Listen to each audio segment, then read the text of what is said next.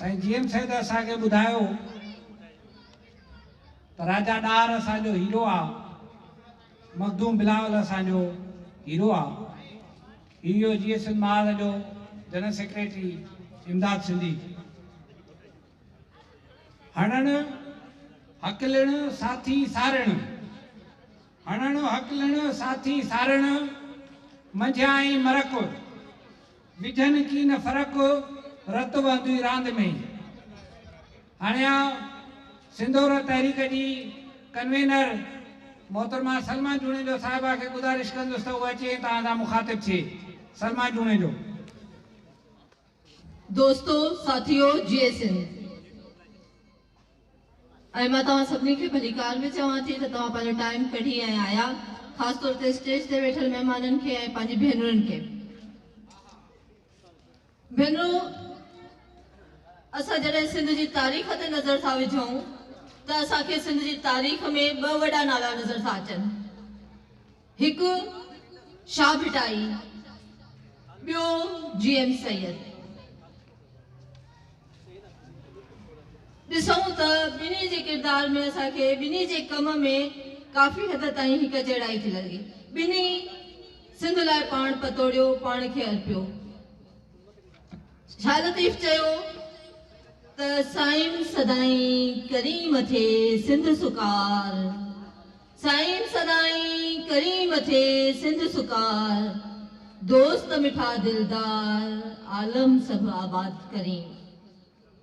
इते शाह लतीफ़ आलम जी आबादीअ जी ॻाल्हि कई आहे त वरी असां साईं जीएम सैयद जे पासे ॾे ॾिसूं त उन बि सिंध जी आज़ादीअ जी घुर इन लाइ कई आहे त सिंध मां आलम जे आबादीअ जो पैगाम ईंदो, आलम जी भलाईअ लाइ, दुनिया जी भलाईअ लाइ सिंध कमु कंदी। साईं जीएम सैयद जो इहो ख्वाबु हो त मतिलबु त हुन जेका घुर कई सिंध जी आज़ादीअ जी त हू सिंध जो पैगाम सॼी दुनिया ॾे मोकिलणु पियो चाहे, सॼी दुनिया खे ॿुधाइणु पियो चाहे त सिंध हिकु अमन पसंद क़ौम आहे, सिंधी हिकु अमन पसंद क़ौम आहिनि। वरी साईं जीएम सैयद जे मुखालफ़नि खे ॾिसो त हू साईं जीएम सैयद ते इल्ज़ाम हणनि था त हू अलहदगी पसंद हुयो, पर न, हू दुनिया जे लाइ सिंध खे हिकु रोल मॉडल ठाहिणु पियो चाहे। इन जे लाइ हुन जी आज़ादीअ जी घुर पियो करे ऐं हू मज़लूम क़ौमनि जी, मज़लूमनि जे हक़नि जी ॻाल्हि पियो करे, छाकाणि त हू हिकु मज़लूम क़ौम जो लीडर हुयो, हिकु मज़लूम ख़िते जो लीडर हुयो। इन करे हू पंहिंजे क़ौम जी ॻाल्हि पियो करे ऐं जॾहिं क़ौम जी ॻाल्हि पियो करे त उन जो मतिलबु रुगो इहो न आहे त मर्द, क़ौम में मर्द ऐं औरत ॿई शामिल आहिनि। असां वरी उन जो ग़लति मतिलबु वठूं था त जॾहिं असां क़ौम परस्त नालो खणूं था त उन जो मतिलबु आहे त मर्द। उन जो सबूत इहो आहे त असांजी क़ौम परस्त तंज़ीमुनि में औरतूं आंगननि ते ॻणण बराबरि जेतिरियूं बि न आहिनि। जॾहिं त साईं जीएम सैयद जेको क़ौम जो नालो वरितो त उन में मर्द ऐं औरत ॿई शामिल आहिनि, छाकाणि त क़ौम ॿिन्ही खां सवाइ ठहणु नामुमकिन आहे। इन हवाले सां साईं जीएम सैयद अमली कोशिशूं बि वरितियूं हुयूं। उन लाइ हुन सभिनी खां पहिरियों इहो कमु कयो, हुन इहा कोशिशि कई त पंहिंजे घर जी औरतुनि खे ॿाहिरि कढे, जीअं पर्दे जो रिवाज ख़तमु थिए। सैयद बिरादरी में त केॾो सख़्तु पर्दो हूंदो हुयो, उन खां तव्हां सभु वाक़िफ़ आहियो चङी तरह।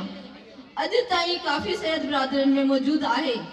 इन लाइ साईं जीएम सैयद पंहिंजे घर जी औरतुनि खे ॿाहिरि कढण जी कोशिशि कई त जीअं पर्दे जो रिवाज ख़तमु थिए। ॿी ॻाल्हि, उते ई 1999 में बिहारियुनि जी आमद ख़िलाफ़ जेको जीएसएन महाज जो तारीख़ी मुज़ाहिरो थियो हुयो, उन में पंहिंजे घर जी सभिनी औरतुनि खे शरीक कयो हुयूं।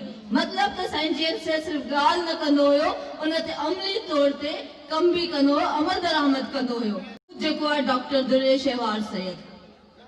डॉक्टर दुर्रे शहवार सैयद खे उन दौर में मुल्क खां ॿाहिरि उमाणियई, तालीम हासिल करायई। उन जे लाइ न रुगो ख़ानदान पर सॼे सिंध जी सैयद बिरादरी जी मुखालफ़त क़बूल कयई, पर हुन तालीम हासिल कराई पंहिंजी धीउ खे ऐं इहो अमली सबूत ॾिनई त सिंध जी औरत खे तालीम में भी बराबर जो किरदार अदा करण घुर्जे।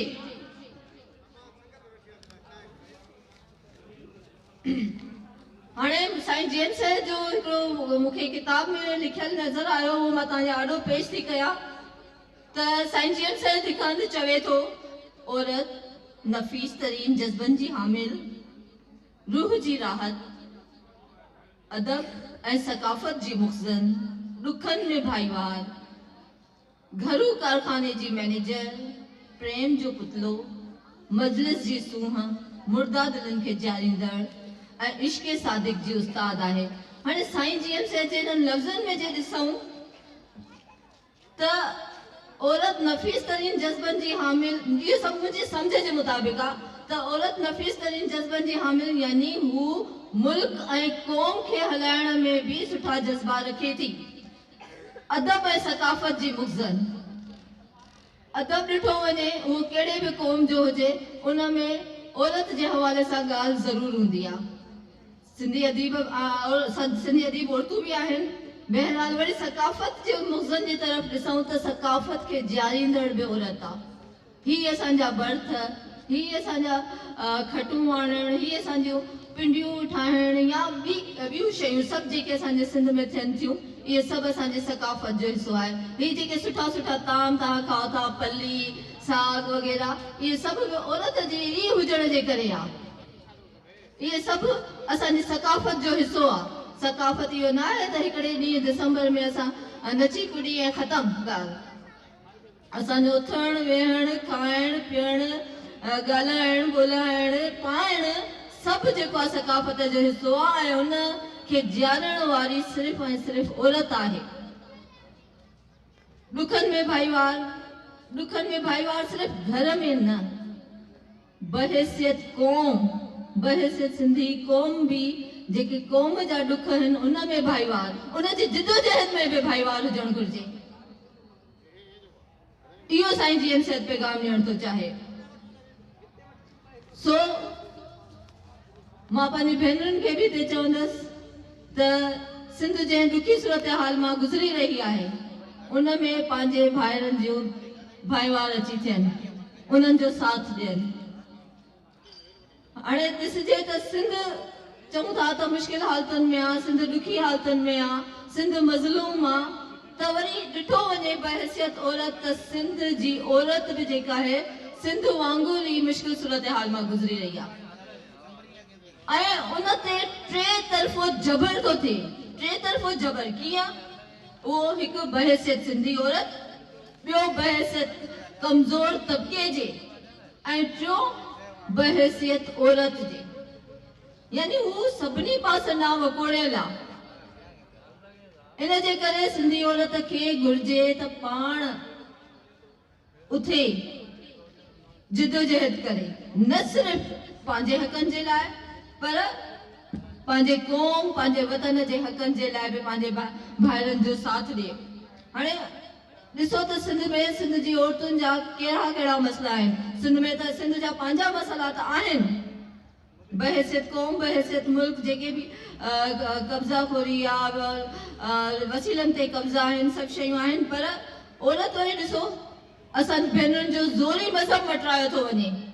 नंढी नंढी उमिरि जी भेनरुनि जा ज़ोरी मज़हब मटाया था वञनि। हिते वरी रियासत जेका आहे मुसलमान ऐं हिंदू औरत में फ़र्क़ु थी रखे त मुसलमान औरत जी त 18 सालनि खां अॻु में शादी क़ाबिल क़बूल ई न आहे, पर जेका आहे नॉन मुस्लिम जेका आहे उन जी त शादी तव्हां कहिड़ी बि उमिरि में थी वञे, मज़हब मटाए जी वियो ऐं शादी थी वई आहे, उनखे पसंदि पढ़ण जो नालो थो ॾिनो वञे। असांजूं केतिरियूं त भेनर कारी करे मारियूं थियूं वञनि, वरी उन्हनि सां जिन्सी हरासमेंट थिए थी, ॾाढाई थिए थी, वरी ॾाढाई करे उन्हनि जा क़त्ल था थियनि ऐं क़त्ल खां पोइ वरी उन ते लह मिटी विधी वेंदी आहे। मेड़ मिंथ काफ़िला करे जिरगा करे उन्हनि ते सॼी लह मिटी कयो वेंदो आहे, सॼो केस। इन जे करे सिंध औरत तहरीक जेका आहे इन्हनि सभिनी मेड़ मिंथ काफ़िलनि ऐं जिरगनि जी मुखालिफ़त करे थी ऐं मुतालबो करे थी त इन्हनि खे ख़तमु करणु घुरिजे। हाणे इन जे बुनियादी सबबनि में वञूं त इन जो बुनियादी सबब जेको आहे रियासती जोड़जक आहे। एक रियासती जुर्जका ॿियो जागीरदाराणा सोच आहे जेका असांजे माण्हुनि में बि आहे ऐं उन्हनि माण्हुनि खे पंहिंजी जागीरदाराणा सोच बि ख़तमु करणी पवंदी पंहिंजी भेनरुनि खे क़ौमी तहरीक में भलीकार चवणो पवंदो उन्हनि खे मदद करणी पवंदी इन लाइ मां वरी सिंध जी औरत खे बि अपील कंदसि त सिंध जी औरत जेका आहे निजात सिंध जी निजात वारी जिदोजहद में ऐं उन जी कामयाबीअ लाइ कोशिशि करे छाकाणि त उन निजात जी कामयाबी अणतड़ आहे औरत जे शामिल थियण खां सवाइ छाकाणि त तारीख़ ॿुधाए थी त ग़ुलाम क़ौमनि जी आज़ादीअ जी जंग ऐं आज़ाद क़ौमुनि जी समाजी तरक़ीअ लाइ जाखोड़ रुगो तॾहिं घुरिबल नतीजा ॾेई सघे थी जॾहिं औरतूं उन में शामिल थियनि महिरबानी तव्हांजी साईं जीअं शायदि दुनिया लाइ सिंध खे हिकिड़ो रोल मॉडल बनाइणु चाहे पियो साईं जीअं शायदि औरतुनि खे बराबरीअ जे बुनियाद ते हक़ ॾिना ऐं पंहिंजी धीउ खे आला तालीम लाइ ॿाहिरि मोकिलियो हीउ ख़्यालु हुया असांजी अजी सलमान जूणे जो हाणे नंढड़ो साथी असांजो मौजूदु आहे दानियाल जूणे जो जेको असांखे उस्ताद बुखारीअ जो शेर ॿुधाईंदो दानियाल जूणे जो येसन तारीख थी अॻियां बेर उकारे अचबो फरहात थी को सार खे ॾारे अचबो जीअं सिंज लथो चंड लिखियो थी उदा पर अज़्म जे आराह खे ॿारे अचबो जे जंग कंदो तंग त बि साड़े अचबो हू दो जे बयान त बि लतारे अचबो ओ मंज़र मक़सूदी वाइदो आहे जे उब कंदो तंग त बि फाड़े अचबो थैंक यू कफन मुंहिंजे मां वटियूं ठाहे दिया ॿारिजांइ जॾहिं बि सुर्ख सदु थिए त हीअं सां हंडाइजांइ जीएसएस महाद जे वाइस चेयरमैन मोहतरम हाशिम खोसो खे गुज़ारिश आहे त उहो अची वञे तव्हां सां मुखातिब थिए हाशिम खोसो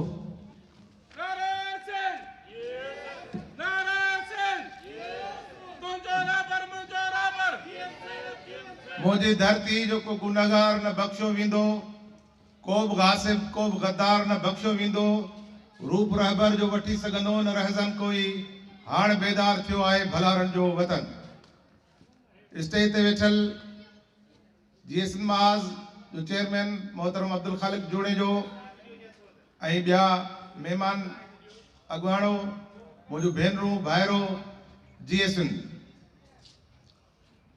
साईं जीएम साहिब जे सालगिरह जे मौक़े ते अवां सभिनी मौजूद दोस्तन के भाइरनि भेनरुनि खे ऐं पूरी क़ौम खे मुबारकबाद ॾियां थो इहो ॾींहुं सिंध खे हिकु अज़ीम इंसान मिलियो जेतोणीकि साईं जीएम साहिब जो संदसि नालो ई अहिड़ो आहे जंहिंजे अॻियां उहो वाधू लफ़्ज़ लिखणु घटि थो लॻे इन जे करे त नालो साईं जीएम साहिब पंहिंजी जिदोजहद जे ज़रिए उन पंहिंजी हैसियत एतिरी करे छॾी आहे जो उनजो नालो ई काफ़ी आहे जेकर रुगो जीएम साहिब चइजे तॾहिं बि उनजी अज़मत या उनजी बयान थी वञे दोस्तो साईं जीएम साहिब घणरुखी शख्सियत आहे जेतोणीकि उनजी निमाया ख़ुसूसियत या किरदार जो है सियासत के मैदान में आए पर इतने पढ़े लिखल दोस्त बैठा हैं उन्होंने के खबर आ जीएम साहिब जे फिक्र जिदोजहद किरदार में को नओ इजाफो वो कोन थो करे सघां पर वह गाल कयां थो तो जॾहिं सिंध जो समाज सिंध जो अदीब दानश्वर सिंध जो शायर जॾहिं अरब ईरान के तस्वर हेठ या उनके असर हेठ जो अदब सिरजे रो वो उनके असर हेठ हो तॾहिं 60 के डहाके में साईं जीएम साहिब मकालो लिखियो सिंधी अदब छो ऐं छा लाइ उन खां पोइ हिकिड़ी काया पलट थी ऐं पोइ इहो सिंध जे अंदरि बहस जो त अदब बराए अदब या अदब बराए ज़िंदगी जीएम साहिब इहो मकालो लिखी हिकिड़ो अहिड़ो तासुर छॾियो अहिड़ो असर छॾियो उनजो ई असर हो इब्राहिम जोए खां वठी शेख अयाज़ ताईं शेख अयाज़ खां वठी राशिद मोराए ताईं नओं अदब सिरजो सिंध में। साईं जीएम सद तारीख़ जूं जेके कड़ियूं मिलायूं सिंध के क़ौमी हीरा ॾिना, डिस्कवर करे ॾिना। जॾहिं उन्हनि जे बारे में रियासती बयान हो या हिते जेको तारीख़ असांखे पढ़ाई वई उहा उनखे उबतो करे छॾियो जीएम सद। जीएम सद तारीख़ जे मैदान में हिकिड़ो इनकलाब आंदो। साईं जीएम सद सिंधी कल्चर किताब लिखी 60 जे ॾहाके में। साईं कल्चर जे हवाले सां उनजी अहमियत जे हवाले सां साईं जीएम सद असांखे ॿुधायो। हक़ीक़त इहा आहे असां पाण विसारण वारे दौर जी पैदावार हुआसीं। असां जेतोणीकि सिंधी ॿोली बि ॻाल्हाईंदा हुआसीं पर सिंधी अजरक इहे टोपी बि पाईंदा हुआसीं, पर असां बहसत क़ौम जे पंहिंजो पाण खे तसवर कोन कंदा हुआसीं। असां मुख़्तलिफ़ ज़ातियुनि में मुख़्तलिफ़ रहियल हुआसीं। साईं जीएम सद जिदोजहद जो नतीजो आहे। साईं जीएम सद जी इहा कलमी पोरे जे नतीजो आहे जो असां हिकु क़ौम थी विया आहियूं। उहा अलॻि शइ आहे। उहा क़ौम हिन ख़िते जे अंदरि हिकिड़नि मुआहिदनि जे नतीजे में हिन मुल्क जे अंदरि शामिल थी, जेतोणीकि उन में ताक़तवर क़ौम जेका आहे पंजाब जेका आहे उहा उन्हनि मुआहिदनि ते अमल नथी करे। जॾहिं हिकु धुर उन ते अमल नथी करे ॿी धुर खे बि इहो हक़ु आहे त हू पंहिंजो रस्तो अख़्तियार करे। उन रस्ते अख़्तियार करण लाइ जीएम सद जी जेका सियासत आहे उहा सियासत हिन रियासत जी जोड़जक ऐं हिन रियासत जे निज़ाम जे बारे में आहे। इहा असांखे क्लियर ज़हन में रखणु खपे त हिन ख़िते जे अंदरि तमामु थोरा माण्हू आहिनि जिन हिन रियासत खे चैलेंज कयो, हिन रियासती निज़ाम खे चैलेंज कयो। ऐं चई सघां थो तारीख़ जे या हिकिड़े क़ौमी कारकुन जी हैसियत में त हिन ख़िते जे अंदरि कम्युनिस्ट पार्टी ऐं क़ौम परस्तनि ई चैलेंज कयो रियासती निज़ाम खे ऐं रियासती जोड़जक खे। ऐं क़ौम परस्तनि हिन ख़िते जे अंदरि रियासत खे शिकस्त ॾिनी अवामी लीग जी सूरत में। अॼु बि आउं सम्झां थो जंहिं वक़्त में 80 जे ॾहाके में या उन खां अॻु में इहे नारा हूंदा त फ़र्द नहीं निज़ाम को तब्दील, चेहरे नहीं निज़ाम को तब्दील करो, सुर्ख़े सुर्ख़े एशिया सुर्ख़े। अॼु बि उन्हनि नारनि जी ज़रूरत आहे, उन ख़्याल जी ज़रूरत आहे जंहिं ख़्याल खे साईं जीएम सद हिते पेनिट्रेट कयो। साईं जीएम सद ज़िंदगी जे मुख़्तलिफ़ शोबनि में हाकारी किरदारु अदा कयो। उहा तारीख़ हुजे, उहा सियासत हुजे, उहो अदब हुजे, ॿोली हुजे, कल्चर हुजे, इन्हनि सभिनी शोबनि में तव्हां जेकॾहिं का तारीख़ लिखी वेंदी उन्हनि शोबनि जी उन में जीएम सद खे तव्हां नज़रअंदाज़ नथा करे सघो। पर इहा हक़ीक़त आहे त अॼु जे हालतुनि में जेका असांजी सूरत हाल आहे, साईं जीएम सद चवंदो त जीअं मां सिंध खे ॾिसां थो तीअं जेकॾहिं अवां सिंध खे ॾिसो त तव्हां घर सुम्ही न पओ, तव्हां आराम न करे सघो, तव्हां निंड न करे सघो। त साईं जीएम सद जी सालगिरह जे मौक़े ते इहो पैगाम आहे त सिंध खे तव्हां ॾिसो। उहा सिंध जंहिंखे सरसब्ज़ करण लाइ असां वटि दरिया आहे, उहा सिंध दुनिया सां ॻंढण लाइ, दुनिया सां वापार करण लाइ जंहिं सिंध वटि समुंड आहे, जंहिं सिंध वटि मैदनी वसीला आहिनि, वॾा तमामु घणा कुदरती सोर्सिस आहिनि, उहा सिंध जेका अलाए लजपाल हुई, जेका पाड़ेसरी जेके क़ौमूं हुयूं उन्हनि खे जेको आहे सो रोज़गार फराहम कंदी हुई। बलूचिस्तान जा माण्हू ईंदा हुआ, पंजाब जा माण्हू ईंदा हुआ, उहा रोज़गार फराहम करण वारी सिंधी माण्हू अॼु बुख ऐं बेरोज़गारी में बदहाल आहिनि। नियाणियूं पंहिंजा बचा विकिणण ते मजबूर आहिनि। महांगाई एतिरी वधी वई आहे जो सिंधी माण्हू हिन ख़िते जो माण्हू इंतिहाई तकलीफ़ में आहे ऐं हुक्मराननि खे कंहिं बि क़िस्म जी शर्म हया थियण लाइ न आहे। उन्हनि जा पंहिंजा ख़र्च वधाए नथा वञनि, इन जे करे था वधाइनि उहे पाड़ेसरी क़ौमुनि सां, पाड़ेसरी मुल्कनि सां हथ चुरां था कनि ऐं उन ख़ौफ़ में आहे सिक्योरिटी स्टेट जेका असां डिक्लेयर करे ऐं असां ग़रीब मिसकिन हारिने मज़दूरनि जो इस्तेसाल था कनि। टैक्स त टैक्स था लॻाइनि ऐं उन टैक्स जे करे हर शइ महांगी थी वई आहे। सिंधी माण्हू हींअर सिंधी हिन ख़िते जो माण्हू दाल बसर खाइण लाइ परेशान आहे। असीं चऊं था त असांजो कंहिं बि पाड़ेसरी क़ौम सां जहिड़ो कोन्हे, सिंध जो कंहिं सां बि जहिड़ो कोन्हे को। जेकॾहिं जहिड़ो आहे इन्हनि रियासती इदारनि जो, फ़ौज जो, वॾेरे जो, जागीरदार जो, इन्हनि जो जहिड़ो आहे ऐं रियासत ते कब्ज़ो बि इन्हनि जो आहे। इहे जेके बि बिन अक़वामी तौर ते फ़ैसिला कनि था उहे असां सिंधी माण्हू खां कोन था पुछनि, बलोचनि खां कोन था पुछनि। उनजे करे असां रियासती इन पॉलिसी खे रद्द था कयूं। रियासती पॉलिसी जो इहो अंदाज़ आहे त हू पंहिंजनि माण्हुनि खे पंहिंजनि जंहिं रियासत हर रियासत जो इहो बुनियादी फ़र्ज़ु आहे माण्हुनि जी जान माल इज़त जी हिफ़ाज़त करणु। ही पाण असांजी जानुनि सां खेॾनि था, पाण असांजनि बचनि खे अगवा करे क़त्ल करे रोडनि ते उछलाइनि था। असां 7 लफ़्ज़नि में मज़म्मत था कयूं। जेके माण्हू जेके न्याणियूं उॿाड़े वियूं पंहिंजनि भाइरनि जी आज़ादी जे लाइ, उन्हनि खे ज़ाहिर करण लाइ उन्हनि वटि कड़ियूं टैंकूं हुयूं, कड़ा हथियार हुआ, छा हो, हुननि त जीएसनि जा नारा बि कोन पिया आहियां। उन्हनि सिंपल इहो पियो चयो त असांजा अज़ीज़ जेके आहिनि, असांजा माण्हू जेके आहिनि, आज़ादु कयो, उन्हनि खे ज़ाहिर कयो। जेकॾहिं उन्हनि ते को केस आहे त कोर्ट में पेश कयो। हीअ धाड़ियल रियासत थी वई आहे ऐं अहिड़ी रियासत में हर शहरी जो हक़ आहे त बग़ावत करे, हर शहरी जो हक़ आहे त उनजे ख़िलाफ़ अलम बुलंद करे। ऐं जेएम सैद इन्हनि सभिनी रुझाननि जे ख़िलाफ़, इन्हनि सभिनी अमलनि जे ख़िलाफ़ पहिरियों माण्हू आहे हिन ख़िते जे अंदरि जंहिं आवाज़ बुलंद कयो। चाहे उहा हर क़िस्म जे इस्तेसाल जे ख़िलाफ़ जेएम सैद आवाज़ उथारियो, चाहे उहो फ़र्द जो फ़र्द ते हुजे, जिन्स जे बुनियाद ते इस्तेसाल हुजे, तबक़ाती इस्तेसाल हुजे या क़ौमी जबर हुजे। अहिड़े नमूने सां हिते जेको क़ौमी जबर आहे उनजे ख़िलाफ़ जेसीं ताईं सियासत न थींदी, जेसीं ताईं रियासती स्ट्रक्चर जेको कॉलोनियल स्ट्रक्चर आहे, बैठकी रियासत आहे, ही असांखे जेको अंग्रेज़नि में जे वरसे में मिली आहे, सिर्फ़ु असांजा आका तब्दील थिया आहिनि, अंग्रेज़नि जी जॻह ते पंजाब आयो आहे।